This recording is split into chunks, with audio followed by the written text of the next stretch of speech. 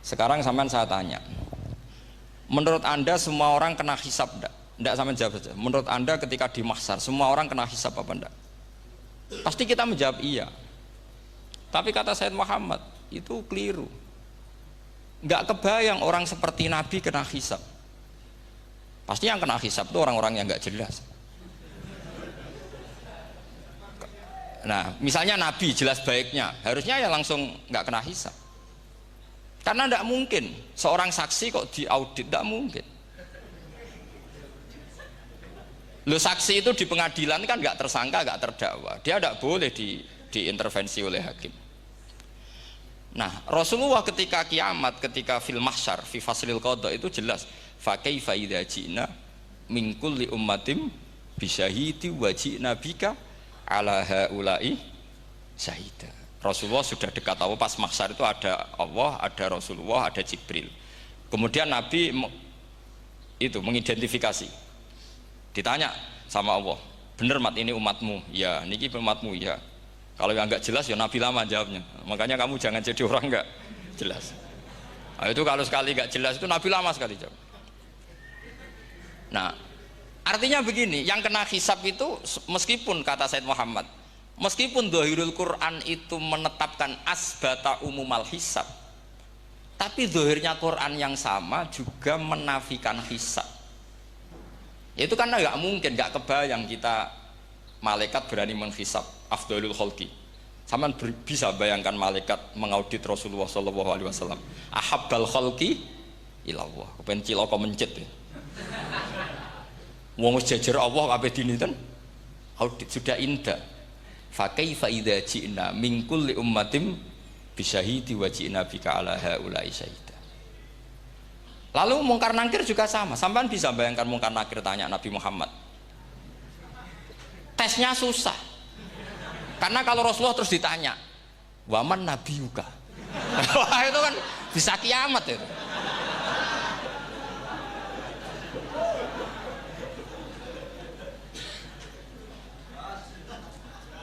Paham ya? Makanya kata Sayyid Muhammad, ini kan teman-teman tanya, piye carane alim tafsirnya saja, sarannya satu hafal Quran, dua hafal Sahih Muslim, tiga semua orang sudah mati, tinggal kamu yang alim. Nah, itu, oh itu mesti aman itu. Nah kalau sampean tanya saya, apa buktinya Gus kalau orang tertentu tidak kena hisab? Ya buktinya tadi misalnya innalladzina qalu rabbuna Allahu tsummas taqamu tatanazzalu alaihimul malaikatu alla takhafu wala tahzanu wa absyiru. Mungkar nakir adalah malaikat penakut membawa ketakutan. Sementara para wali ini jelas malaikat kena konstitusi, malaikat harus mengatakan ke para wali alla takhafu wala tahzanu. Padahal Nabi tentu sayyidul auli. Para wali saja malaikat kena aturan, kamu harus bilang alla takhafu wala tahzanu wa absyiru. Hei para wali, kamu jangan susah, jangan gentar, kamu harus gembira. Kamu bisa bayangkan misalnya mungkar nakir bawa godok, atau orang kalau dipukul jul sak walang-walang. Kemudian kamu bayangkan si Abdul Qadir ngalami itu, Abdul Hasan Asadali ngalami itu, Abu Yazid Al Bustami. Kalau itu ngalami gitu semua, ngapain kita jadikan mursyid? Kan sama nasibnya dengan kita. Nah, Zahirul Quran mengatakan asbatal hisabah. Tapi Zahirul Quran di ayat yang lain lam yusbit al hisabah. Makanya tadi umumul Quran juga ditaksis dengan muqayyid. Yang mutlak ditaksis dengan yang muqayyad. Yang mujmal ya sama seperti itu, aturannya seperti itu, ditafsil sama yang mufassal. Sama orang kafir yang jelas, sampean bisa bayangkan malaikat ngaudit Fir'aun. Cek kurang penggawean nih. Jelas eleke kok di audit. Misalnya Abu Lahab di audit, oh malaikatnya celaka mencet. Berarti dia agak percaya sama pernyataan Tuhan tabat yada abi lahabiu. Malaikat kok ngaudit Abu Lahab. Mungkin Gusti kula ceke. Nak menawi wonten api. Lho ki ora tau ngaji Quran tapi wong ayate tabat yada kok cek di cek. Nah, yang seperti ini masuknya kategori ulaikal ladzina satruse, mereka yang kafir bi ayati rabbihim wa liqaihi fahabitos a'maluhum fala nuqimu lahum yaumal qiyamati wasna. Jadi ada orang-orang kafir yang jelas kena aturan fala nuqimu lahum yaumal qiyamati wasna. Jelas kafirnya ya gak kena hisab, yang jelas nabinya, jelas wasinya juga gak kena hisab. Yang kena kita di tengah-tengah. Tapi ilmu itu ikut mainstream karena semua orang bilang ada hisab ya kita ikut-ikutan bilang, ya sudah gitu saja. Tapi kalau aslinya rapati percaya. Umumnya uang gerono mati ditalkin ya kita melok-melokan nalkin. Tapi kalau kadang ya gak kebayang. Piye nak wali-wali ditalkin. Makanya ada di dunia wali itu ada cerita Rabi'ah Adawiyah itu termasuk keramat beliau itu. Kali Imam Sibawi kan dalam cerita wali kan ditanya marbuka ngapunten niku man mausul napa istifham. Wah itu malaikatnya ndak pernah khataman alfiyah kan repot. Kalau Rabi'ah Adawiyah lebih parah lagi itu beliau tuh nangis sekeras-kerasnya. Nangis terisak-isak, dia tersiksa. Ya Allah, engkau itu zat yang paling saya kenali dan harusnya semua makhluk itu kenal engkau. Tapi ini hamba engkau tanya engkau itu siapa? Itu kan ini orang aneh kata gitu. Karena Allah itu adharud dzahir kata sampai Imam Sibawi silakan a'raful ma'arif. Jadi wong ora Allah wis geblek tenan dari Imam Sibawi. Imam Sibawi kan atas nama dia pakar nahwu pertama mengatakan domir paling makrifat di antara 6 isim makrifat paling makrifat itu domir. Tapi meskipun gitu a'raful ma'arif Allah. Yang paling makrifat dari sekian isim makrifat itu Allah. Artinya satu nama yang orang harus kenal semua. Makanya di antara keramat beliau ketika ditanya, wong kok ora tau ngaji fikih men ngaji nahwu wae.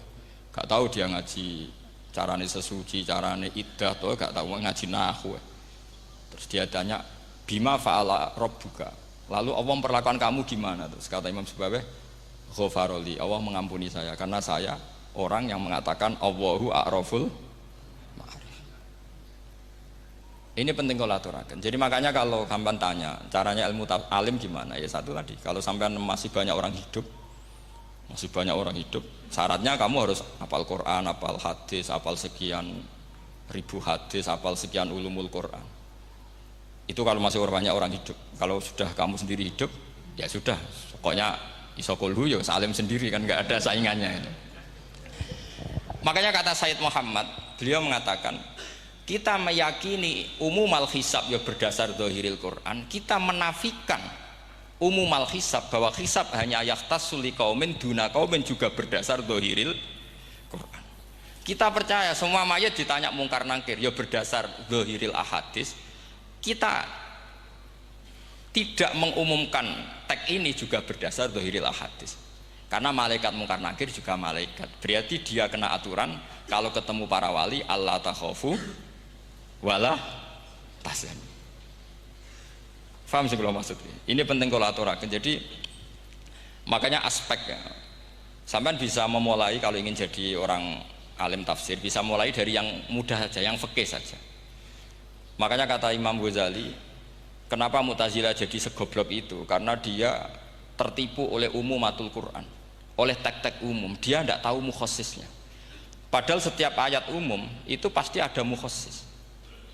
Misalnya begini ya, kalau kamu maknanya fikih saja, contoh yang paling mudah familiar itu fikih ya.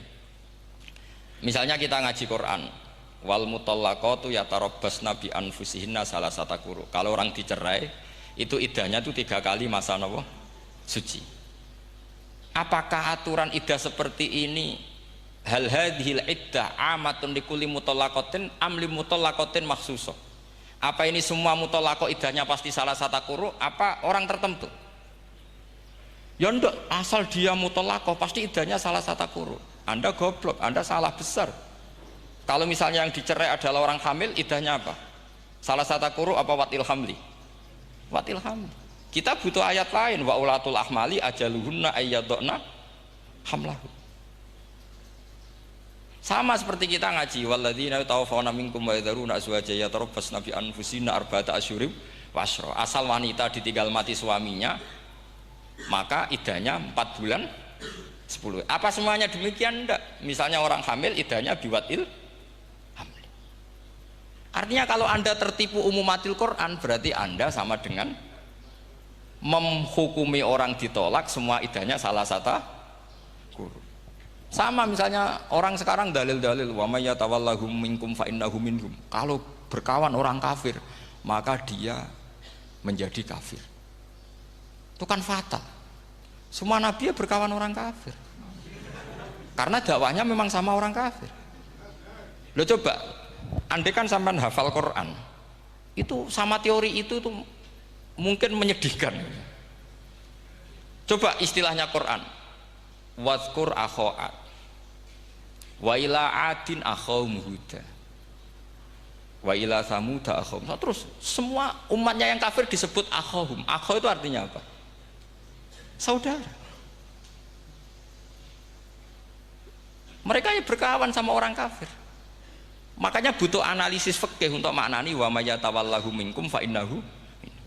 Setelah dianalisis fikih, ternyata semua nabi diistilahkan wa ila madyan akhahum syuaiba wa ila adin akhahum huda.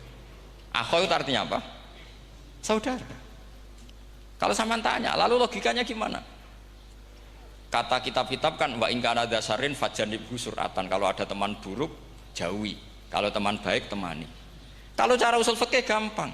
Kancanan maling dosa, wong kok kancane maling. Tapi nak dakwai maling, apik kan? Aku ora ngancani kok dakwai dandani, selesai kan? Ngancani maling elek, nak dakwai maling apik. Demenan rondo elek, nak didik apik, kan itu seperti itu. Nah, ini penting kalau aturaken. Nah di sini ini makanya NU itu punya sejarah panjang, banyak wali-wali yang jadab, yang coro zahir itu kancanan wong fasik-fasik. Orang syariat bingung, ini wali kok berteman orang fasik. Ya kalau kamu bahasakan teman ya masalah, kalau kamu bahasakan ini binaan,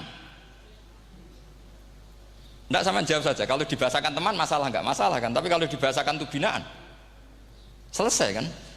Sama, Nabi berkawan orang kafir itu enggak karena berkawan, itu binaan Nabi. Memang Nabi itu jadi Nabi, objeknya adalah mengislamkan orang kafir.